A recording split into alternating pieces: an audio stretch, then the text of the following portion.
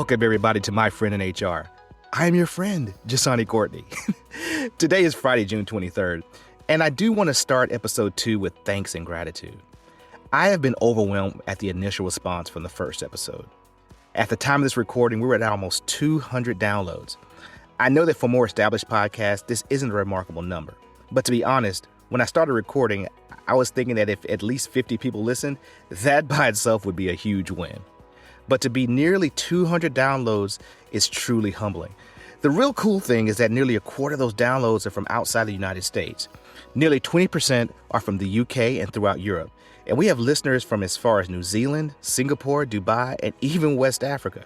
So again, I really want to say thanks from the bottom of my heart. Thanks for taking time to download, and thanks for taking time out of your busy schedule for listening. I also have some great news regarding the podcast. Beginning in July, My Friend in HR will be released twice a month. This way, I'll be able to respond to questions and provide feedback in a more timely manner. Again, my goal is to create content that you'll find helpful, but also timely so that you have the answers you need when you need them from your good old friend here at HR. Now that that's out of the way, let's get into this month's content.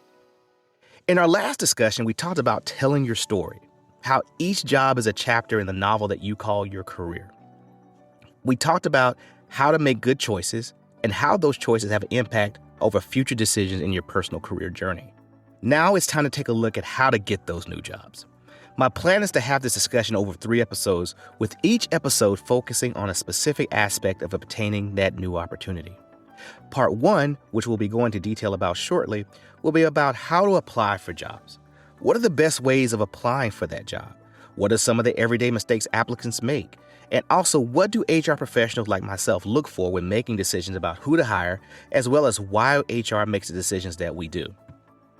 I believe by having this behind-the-scenes insight, I'll be able to arm you with the tools you'll need not to only apply for those roles that will get you to where you want to be, but also set you up for success during the interview, as well as that awesome yet nerve-wracking offer stage. Part 2, we'll discuss the interview process in detail. Yes, we'll go over some of the basics that you've probably heard time and time again, like how to dress, the importance of demeanor and posture and eye contact, but we'll also go into detail about keywords that HR professionals are looking for to confirm that you actually have the experience and expertise that you would have stated on your resume, as well as some important actions to take post-interview. In the final part of the series, we will talk about the offer process. I'll take you behind the scenes and tell you specifically what happens in HR before they call you to extend an offer for employment. We'll discuss how to determine if the offer presented is fair and if and when you should negotiate. I will also talk about winning negotiation tips, as well as considerations you should make before making your final decision. It is truly my hope that by the time you guys finish listening to the third part of the series, you will gain more confidence in your ability to master your own destiny and forge your path in your personal career journey. So let's dive into applying for your next opportunity. It will probably come to no surprise that the first thing we're going to talk about is that resume of yours. The first thing I will tell you is that regardless of whether you were gainfully employed or considering re-entering the workplace, I highly recommend that every professional reviews their resume at least once a year. Ideally, you would have learned new skills, earned a new certification, took on additional tasks, had some level of growth within that 12-month period. By looking at your resume at least once a year, you limit the need to completely overhaul your resume, for which most of us, including myself, it can be a mentally daunting task. It's funny, and I believe most HR professionals would actually agree with me that although we review hundreds of resumes a year, and we could quickly identify issues and opportunities for improvement for almost everyone, I struggle with my own resume. My struggle comes from a couple of different areas. Like most of us, I can tell you that I do a lot of stuff in my current role day in and day out. And for the most part, I can articulate most of it. But there's something about applying it to pen and paper that causes a mental block. Am I being too braggadocious, or am I giving myself enough credit? Am I taking credit for something that was really the part of an entire team and not just myself? So the first piece of advice I'm going to give you in terms of your resume is to be honest. Not just honest from the perspective of not lying on your resume, but be honest of what you've done and what you're proud of. Honestly, I could spend a few episodes just talking about formatting and tweaking your resume for optimal results. However, for expediency's sake, I'm going to summarize resume prep into about 5 main tips. The first tip is to treat your resume with some respect. Do not treat your resume just like another to-do list in order to apply for a job. If you can't respect how you are relaying the history of your jobs, you can't expect a total stranger to respect the story you're trying to tell. So what do I mean about showing your resume some respect? First, let me be clear. There is absolutely no excuse for typos, grammatical errors, or bad formatting. There's no excuse for misaligned bullet points or inconsistent thoughts. For the love of Zeus, people, pay attention to those squiggly blue and red lines that shows up in your Word document. Even if you don't have a lot of information to share, like if you're a high school graduate without a lot of real-world experience, what you do have and how it's presented absolutely matters. And to be honest, with all of the tools in Microsoft Word and other applications like Grammarly, to present a resume with typos and other preventable errors is just plain lazy, and it's a surefire way to get your resume sent to the rejection file. Again, this sounds like common sense, but I can't tell you how many director and executive level CVs I've reviewed that had the word strategic spelled incorrectly. So you may be telling yourself, okay, Jasani, I get it. It's important, but just throwing my resume away because it has a couple of typos in it doesn't sound fair. And this will be where I have to disagree with you. It's totally fair, because this is the first chance an employer has to tell about your work ethic, your quality of work. And if you can't even take the time to ensure that your resume is free of these easy-to-fix errors, then why in the world would I choose you over someone who is taking the time to at least make sure they aren't using 4 different styles of font?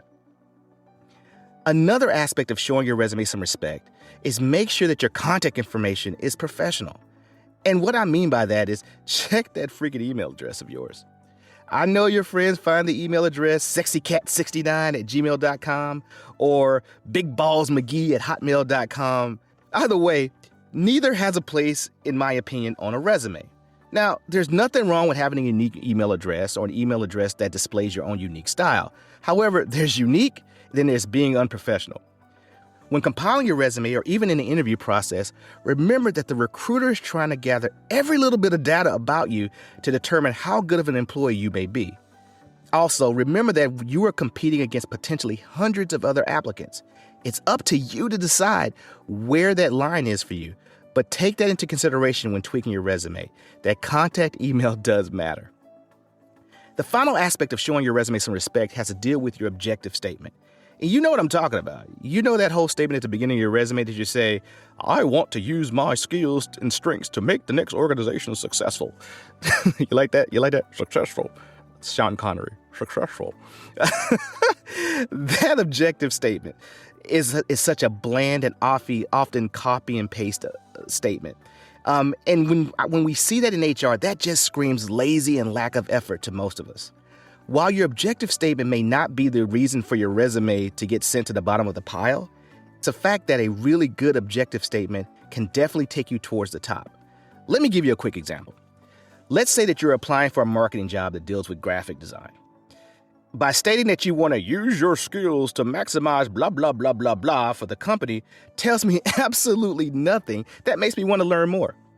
I will probably continue to give your resume another few seconds of my time, but what do you think about using this statement? My objective is to use my experience in 3D visualization and photo editing to make my next employer's company intranet best in class. Now, let's be clear. I kind of just threw some words together that I think marketing folks would like to hear. I have no idea if 3D visualization and graphic photo editing are 2 skill sets that a single person would have, but you get what I'm saying.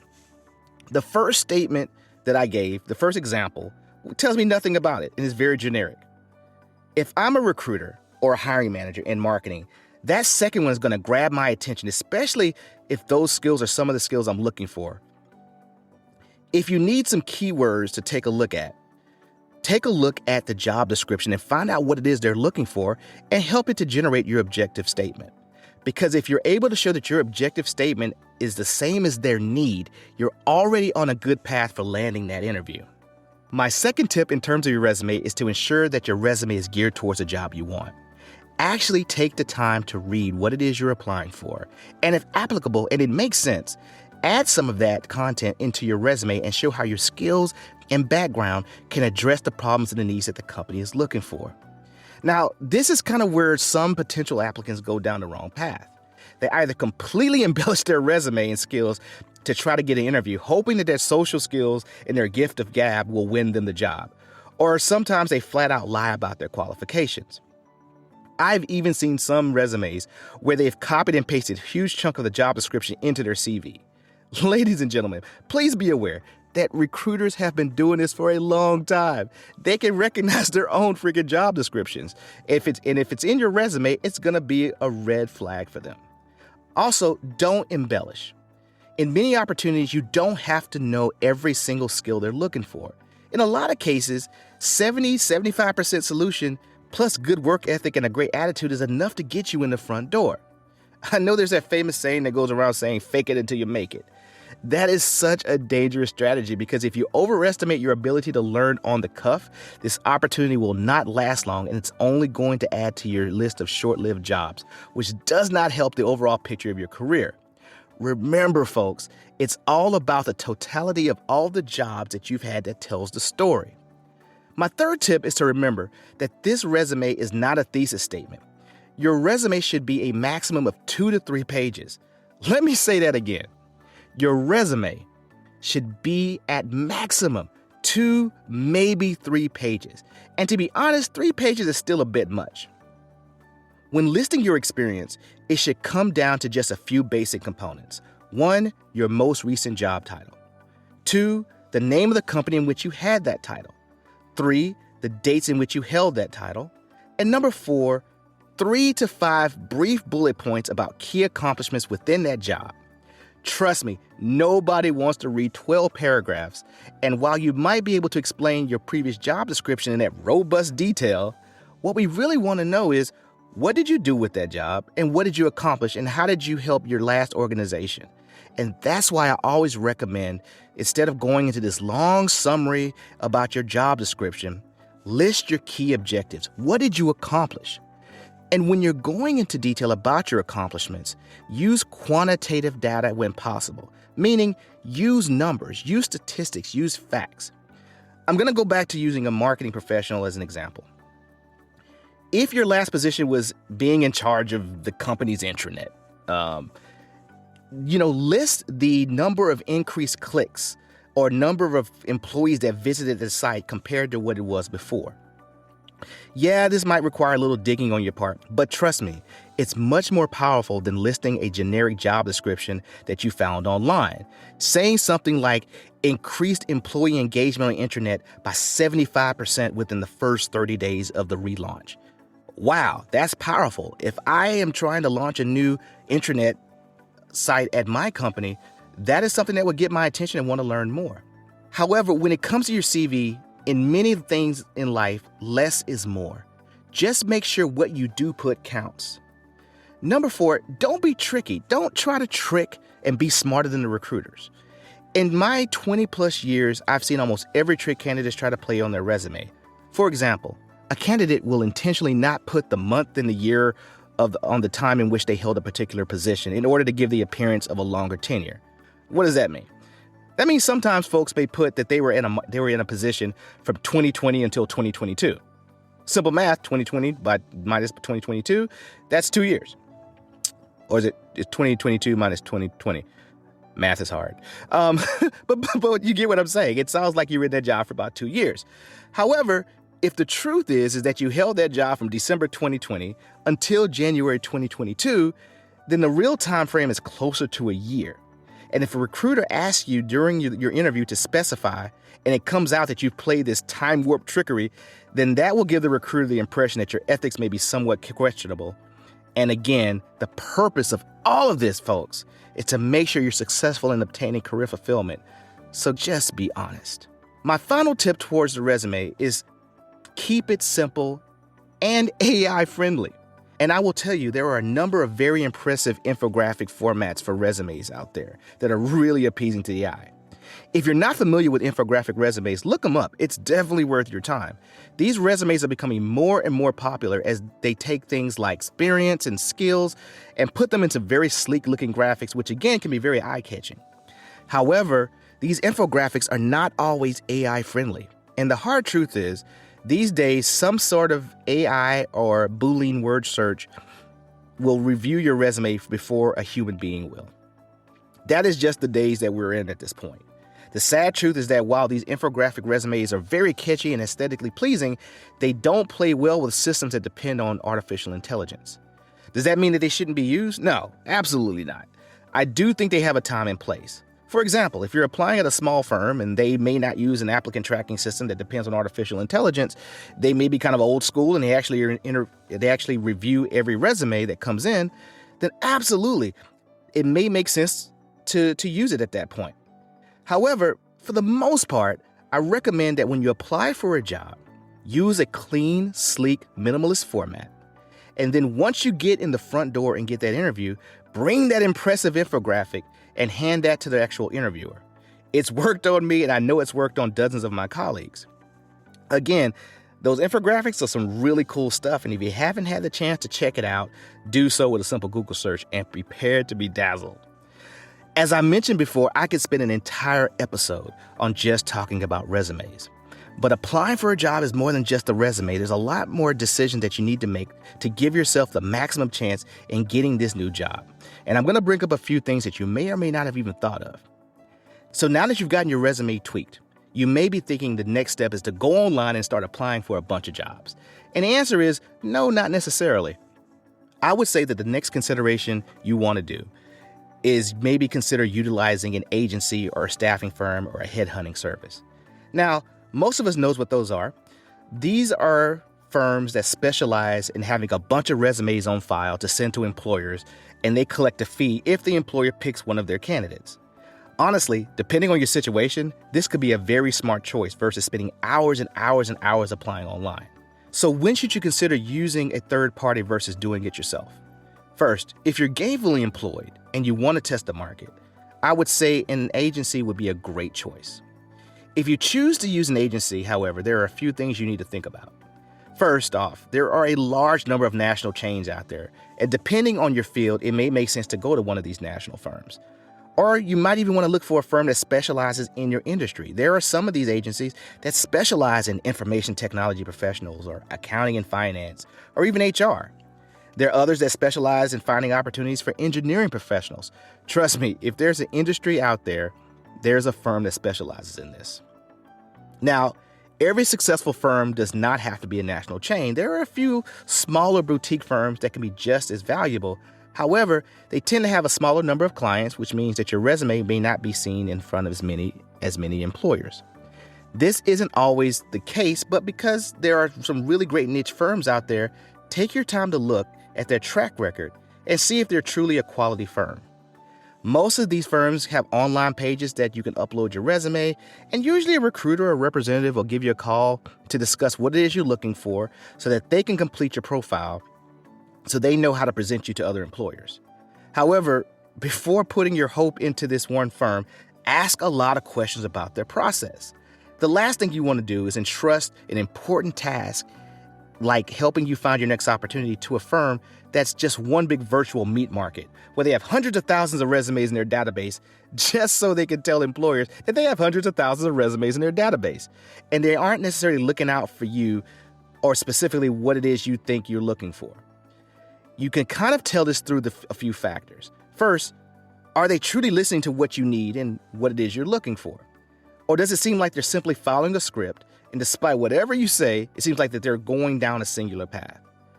Are they able to list a number of clients that they're actively working with? Are they actively working on any positions that you're interested in? Or do they just say, we'll keep your resume on file, and then if an opportunity comes up that we think is a match, we'll contact you? When listening to their responses, go with your gut. Remember, no one is going to care about your career more than you do. However, most of us have a good intuition of whether or not a person is truly engaged or whether they're full of bull. If you are in a position where you're currently unemployed and the situation is more dire, you may want to take a more active approach because it will take time for an agency to get you listed and get you out there. And that's assuming they're a quality firm. Another aspect in answering the question of whether or not you should use a third party is knowing what stage of your career you're in. To be honest, if you're just getting out of college and you're looking for your first real gig, you may not get the best attention from some of these firms, and you may want to take the task of applying to potential employees for yourself. However, Once you get into a specific field that requires you to be a subject matter expert or you're a managerial or executive level individual, a headhunting firm can be quite valuable. And I always recommend that professionals at that level start to form solid relationships with these firms. So what does that mean? That means that going beyond just giving them your CV. You keep them updated about your career progressions. Each time you've done something awesome at your current role, that gives them another nugget to potentially present to another employer who may be willing to pay more for what it is you do. Now, that does not mean every time you turn in an assignment at work, you're emailing your headhunter. Just like I said about reviewing your resume once a year, do an annual check-in with those 2 to 3 choice headhunters, letting them know what's happened in the last year. Have you been promoted? Have you completed a short-term assignment overseas? Have you completed an impressive project that will save the company thousands or increase productivity? Trust me, it's worth the cup of coffee to have with your headhunter once a year when they're able to land you that awesome 6-figure job because you've kept your resume and your skills and qualifications up to date and they were able to present you to a premier employer. Now let's talk about applying for the job yourself, aka the good old-fashioned way. My first tip down this path is for all that is good in this world, do not go to an employer's website and apply for a dozen freaking jobs. Again, it's about presenting a good face and a good story to the employer. If I go online and I notice that a candidate has applied for a dozen jobs, that just lets me know that they have no idea what they're looking for, and they're just kind of doing a shotgun approach to see what sticks. I've seen it time and time again where the same name pops up all over the place. This person has applied for a marketing position, then an IT position, and then a position in the warehouse. Then they applied for a driver role, and then a position in human resources. They applied for a position in the mailroom, and then they want to be an accountant. And I know that some people truly think that applying to a bunch of different jobs is a good thing because in their minds, it shows the employer that you're willing to do anything and you're not limiting yourself. But it literally has the opposite effect. At the most, apply for 2, maybe 3, as long as they're within the same department or similar fields. Look, folks, it's very rare that one person would be qualified to be an accountant and an engineer and a marketing specialist and an IT specialist in the same lifetime. Just don't do it, people. It's not a ticket for success. Another reason why I say it's good to only apply for a couple of jobs at the same company is that you actually want to remember what job you applied for if you do in fact get a call back. It is humorous that when you call a candidate and you say, hey, I want to talk to you about the position you applied for with my company, and you realize that they have no clue of the job that you're talking about. Now, to be fair, sometimes this is due to the lengthy processes of the company calling months after the candidate applied.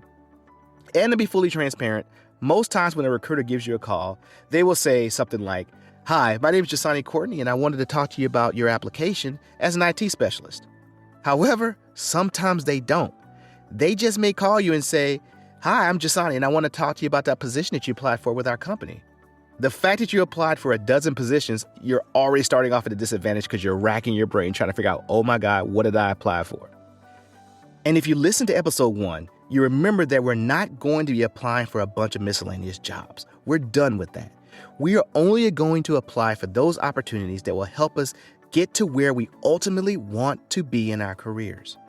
Remember, we're going to start having long-term perspective about our careers. So now at this point, we've tweaked our resumes. We've decided that it's probably in our best interest to apply for a job ourselves. So what now? Again, we should always start with our ultimate career objective. If your ultimate goal towards the end of your career is to be the next Chief Information Officer or CIO, that means that you need to apply for a number of jobs within the IT field that shows growth and responsibility and scope.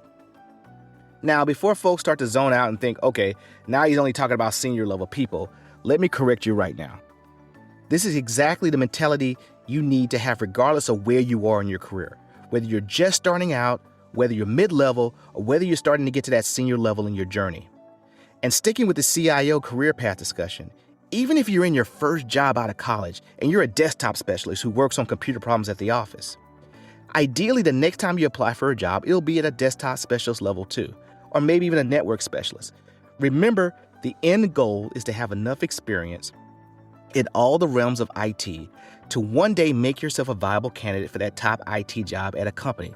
So as we look to apply for our next opportunity, we should hone in on opportunities such as that Do not just apply for a job to apply for a job for another 50 cents an hour. Will that next job take you closer to where you need to be? Again, long-term perspective. Now that you're at the company site and ready to apply, my next advice is to fill everything out.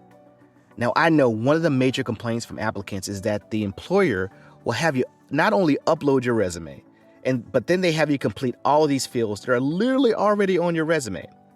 I know, we HR people are jerks. But to be honest, there's a reason for this. Uploading your resume allows us in HR to forward your resume directly to hiring managers. The reason why the online application will also have you complete the same information again is because that information will typically be used to complete the pre-employment background check process if we get to that stage. Now, this does depend on which country we're talking about, but for the most part, most countries do allow a pre-employment background check. 10 to 15 years ago, when you were extended an offer for employment, they would have you fill out a bunch of other documents to do your background check to give us authorization to run those backgrounds. Nowadays, they just forward the pertinent information that you entered in those fields once you've acknowledged your consent to do the background check. Now, that doesn't mean the process still isn't a bit redundant, but again, my job here is to show you what goes on behind the lines. The last thing I want to cover is what happens after you apply. Do you follow up? Do you find the person that works in HR and that company on LinkedIn and send them an email asking them for a status on your application? And to be honest, the answer is no. Trust me, if a company wants to talk to you and they think you're a fit, they will contact you. And again, I do recognize that many companies have a long and lengthy process. I myself have applied for a job and didn't get a call until 4 months later. But becoming a bugaboo and emailing everyone in the HR department may not send the message you want. Remember, folks, that throughout this entire process, we want to put your skills and attributes and behaviors in the best light to give you the best chance of getting that next opportunity that will take you to the next stage of your career journey. All right, so we're going to pause there for now because we covered a lot of ground today. And in future episodes, we're going to go into greater detail about specific things that you could put in your resume and the skills section, but I want you to take time to think about what we discussed. Are you showing your resume the respect it deserves so they can go out and do the job you need it to do? Do you go out and apply directly to the job or maybe have a third-party agency or a headhunting firm assist you? Which jobs do you apply for? And does the opportunity that you're applying for get you down the path that you want to be in that great novel that we're going to call your career? Folks, I want to thank you all again for taking time and hanging out and discussing your career goals and aspirations with me. I can't wait for us to talk again in a couple of weeks where we talk about the interview process and what we should do to prepare and what should happen during and after the interview. In the meantime, if you have any questions you'd like me to answer, feel free to reach out to me at myfriendinhr@gmail.com. You can also follow me on Instagram and Twitter at myfriendin_HR. And feel free to follow me on LinkedIn where I can be found under Jasani Courtney. So folks, until next time, I want you to be well, not just to others, but also to yourself. Take care, my friends.